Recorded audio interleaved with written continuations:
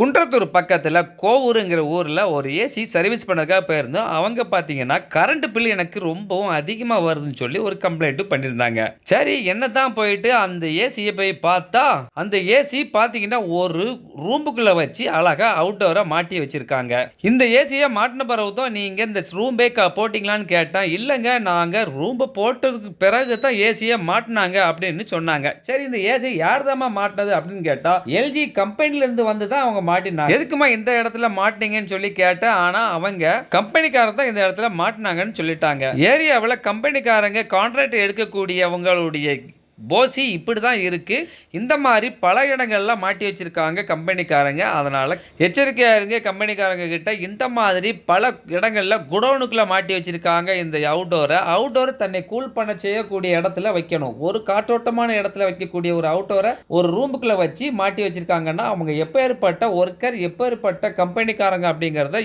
எல்லாருமே தெரிஞ்சுக்கோங்க. அங்கே எப்பேற்பட்டவங்க வேலை செய்கிறாங்கங்கிறது நல்லா புரிஞ்சுக்கோங்க.